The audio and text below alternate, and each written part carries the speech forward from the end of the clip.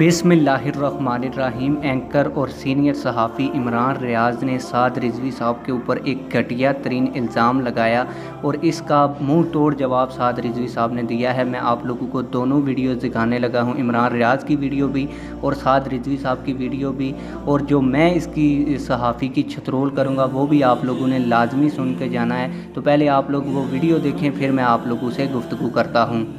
तहरीक लब्बैक जो शहबाज शरीफ साहब ने थोड़े दिन पहले कैमरून को मुबारकबाद दी, कैमरून को मलऊन करार दिया था तहरीक लब्बैक ने और बाकी लोगों ने, और ये वो शख्स है फ्रांसीसी सदर जिसने नबी अकरम सल्लल्लाहु अलैहि वसल्लम के खाके सरकारी इमारत के ऊपर जो है वो छपवाए और लगवाए, और इसने मुसलमानों की दिलादारी की पूरी दुनिया में।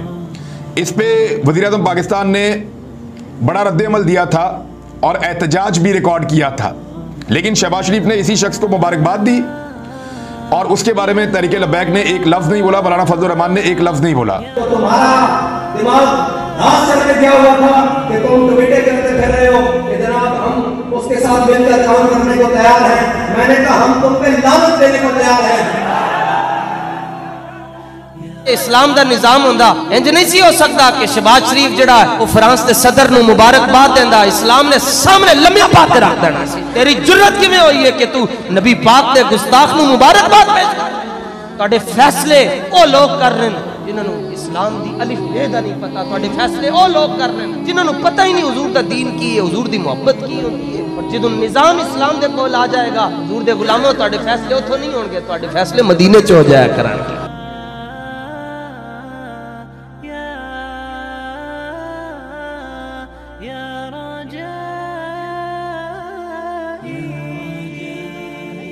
मुबारकबाद दी है। इसके ऊपर साद रिजवी साहब ने अभी तक कुछ नहीं कहा और तहरीक लब्बैक पाकिस्तान का मौक़िफ़ सामने नहीं आया।